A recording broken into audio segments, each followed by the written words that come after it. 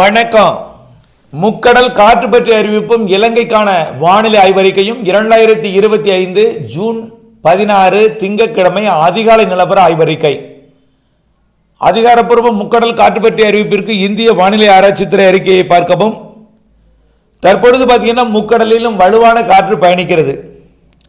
வடக்கு வங்கக்கடலை ஒட்டி ஒடிசா மேற்கு வங்க வளிமண்டலத்தில் ஒரு காற்று சுழற்சி.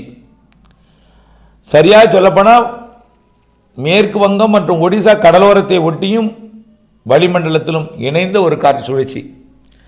அடுத்து பார்த்தீங்கன்னா மகாராஷ்டிரா மற்றும் குஜராத் இடைப்பட்ட பகுதியில் ஒரு காற்று சுழற்சி. இரண்டுமே அரபிக்கடலிலும் குமரிக்கடலிலும் வங்கக்கடலிலும் முக்கடலிலும் ஒட்டுமொத்த அனைத்து இடங்களிலுமே அந்தமான் தொடங்கி இலங்கை, தமிழ்நாடு தொடங்கி அந்தமான், குமரிமுனை தொடங்கி கொல்கத்தா, குமரிமுனை தொடங்கி பாகிஸ்தான் எல்லையோரம் வரைக்கும் முக்கடலிலும் அச்சுறுத்தும் காற்று 65 கிலோமீட்டர் வரைக்குமே இருக்குது. சில இடங்களில் இன்னும் கூடுதல் காற்றும் இருக்குது ஆழ்கடலில்.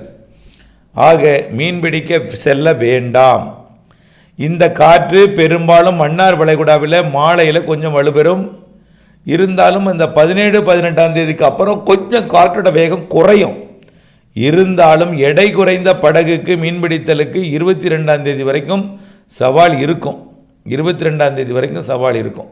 22ஆம் தேதிக்கு அப்புறம் சவால் இருக்கும். அப்போ 23ஆம் தேதி எடை குறைந்த படகு மீன்பிடிக்க போகலாமா அப்படின்னு பார்த்தீங்கன்னா அடுத்த காற்று சுழற்சி வந்துடுது.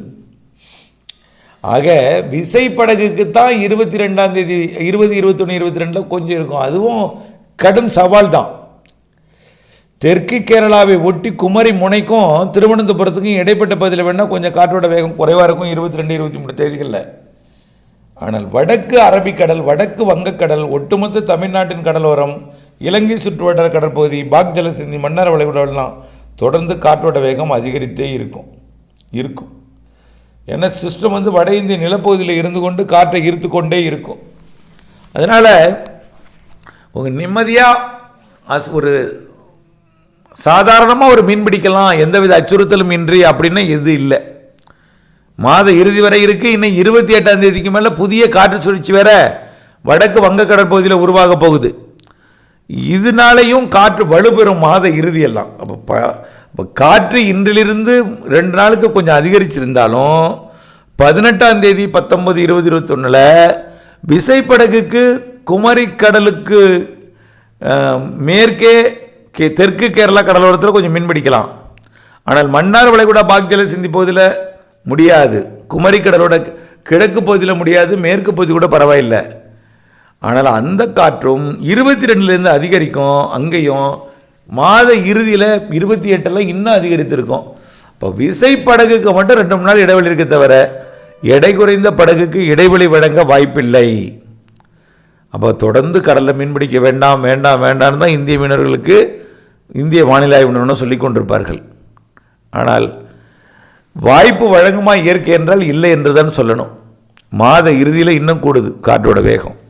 தென்மேற்கு பருவக்காற்று தொடங்கியதிலிருந்து இந்த அச்சுறுத்தல் இருந்து கொண்டிருக்கும் மன்னார் வளைகுடா, குமரிக்கடல், இலங்கை சுற்றுவட்டார கடற்பகுதியாக ஒட்டுமொத்த அரபிக்கடல்.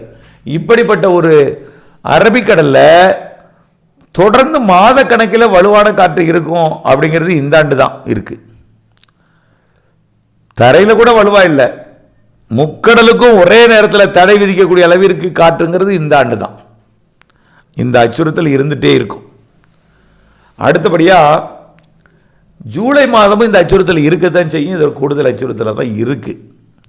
அதனால் சூழ்நிலை அறிந்து வானிலை அறிந்து நீங்கள் கடல் தொழில் செய்ய வேண்டுமே தவிர ஆழ்கடலுக்கு சென்று விடாதீர். அடுத்தபடியாக மன்னார் வளைகுடா பாக் ஜலசந்திலையும் திடீர்னு இறங்கிடாதீங்க. மன்னார் வளைகுடாவுக்குலேயும் இலங்கை சுற்றுவட்டார கடற்பகுதி, மத்திய வங்க கடற்பகுதியெல்லாம் வலுவாக இருக்குது. ஒடிசாவில் போகவே போகாதீங்க. ஒடிசா, மகாராஷ்டிரா, குஜராத் கரையோரம்லாம் போகவே போகாதீங்க. இந்த மாத இறுதி வரைக்குமே நிகழ்வுகள் காற்று குவிதலை ஏற்படுத்தி கொண்டே இருக்கும். அடுத்து இலங்கைக்கான வானிலை ஆய்வறிக்கை. இலங்கையை பொறுத்த வரைக்கும் தொடர்ந்து சாரல் மழை பொழிந்து தான் வருது. சாரல் மழை இலங்கையில் தென்மேற்கு பருவமழை பொழிந்து வருகிறது. நேற்றைக்கும் இலங்கையில் சாரல் மழை. இன்றைக்கும் மதியத்துக்கு மேலே இலங்கையில், அதாவது எப்பொழுதுமே இந்த கொழும்பு பகுதி மட்டும்தான் மழை இருக்கும். ஆனால் இப்போ பார்த்திங்கன்னா புத்தளம், கொழும்பு, கோட்டை, காலி எல்லாமே மழை. புத்தளத்தில் இருந்து அம்மந்தோட்டா வரைக்கும் மழை. உள்ளே பார்த்திங்கன்னா அது பட்டிக்கோலா வரைக்கும் சாரல் மழை, அம்பாறையும் சாரல் மழை. அப்படியே கண்டி நல்ல மழை, கண்டி ரத்னபுரா டீனியெல்லாம் நல்ல மழை பொழித்து வருகிறது. இந்த நிலையில் இன்றைக்கும் இந்த வானிலை இருக்குது. இன்றைக்கும் வானிலை இருக்குது. பெரும்பாலும் மழை பொழிவு பார்த்திங்கன்னா அதிகாலை நேரத்தில் தான் இருக்கும். அடுத்தது மாலை இரவில் இருக்கும். ஆனால் மாலை இரவோட அதிகாலையில் கொஞ்சம் வலுவான மழை இருக்கும். தொடர்ந்து இலங்கையோட தென்மேற்கு பகுதியில் இருந்துகிட்டே தான் இருக்கும். தென்மேற்கு பகுதி மட்டும்தான், அதாவது கோட்டை, கொழும்பு, ரத்னபுரா, கண்டி வரைக்கும், டேனியா வரைக்கும், காலி வரைக்கும், அவ்வளோதான். அவ்வப்பொழுது பட்டிக்கோலா, திரிகோணமலை, வவுனியா, அனுராதபுரம் போன்ற பகுதிகளுக்கு எட்டும். ஆனால் தினசரி எட்டாது. அவ்வப்பொழுது எட்டும், ஆங்காங்கே எட்டும், அப்படித்தான் சொல்லலாம். ஆனால் தினசரி கொழும்பு சுற்று வட்டாரம் மழை இருந்துகிட்டே இருக்கும். 21, 22 எல்லா நாளும் இருந்துகிட்டே இருக்கும். அப்பப்போ கொஞ்சம் வடகிழக்கு பகுதியை நோக்கியும் மழைப்பொழிவு முன்னேறும். இதில் 24ஆம் தேதி 25ஆம் தேதிக்கு மேலே இன்னும் கொஞ்சம் பரப்பில் கூடும் மழை. இடிமழையாக, வெப்பச்சலன மழையாக இருக்கும்.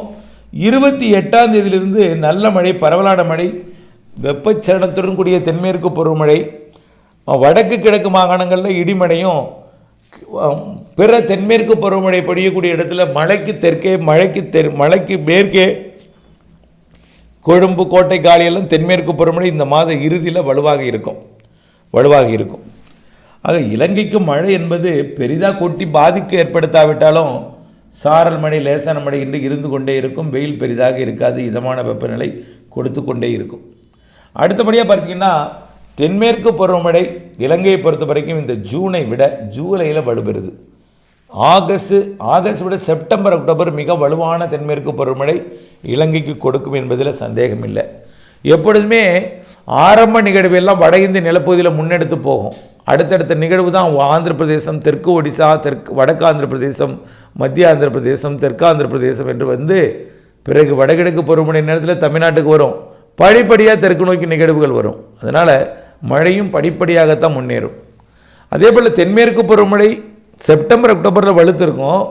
அக்டோபர் 18 வடகிழக்கு பருவமழை, பிப்ரவரி வரைக்கும் வடகிழக்கு பருவமழை இருக்கும். 2026 பிப்ரவரி வரைக்கும். ஆகவே நல்ல ஒரு வடகிழக்கு பருவமழையை சராசரிக்கு மிகுதியாக, அதாவது நிறைய மழைப்பொழிவை கொடுக்கக்கூடிய வலுவான நிகழ்வுகள், சிறு நிகழ்வும் வலுவான மழைப்பொழிவை தரும் என்பதில் மாற்றமில்லை. சராசரிக்கு கூடுதல் தென்மேற்கு பருவமழை இலங்கைக்கு பின்மழையாகவும், வடகிழக்கு பருவமழை சீராக ஜனவரி, அடுத்த மாதம் பிப்ரவரி 2026 வரைக்கும் இந்த வடகிழக்கு பருவமழை இலங்கையில் இருந்து கொண்டே இருக்கும். இருவேறு பருவமழையுமே சிறப்பாக இருக்குன்னு சொல்கிறத மீண்டும் உறுதிப்படுத்துகிறோம். மழைநீரை சேகரிப்போம், கைவசம் நீர்த்தேக்கி கவலை இல்லாமல் விவசாயம் செய்வோம். நன்றி.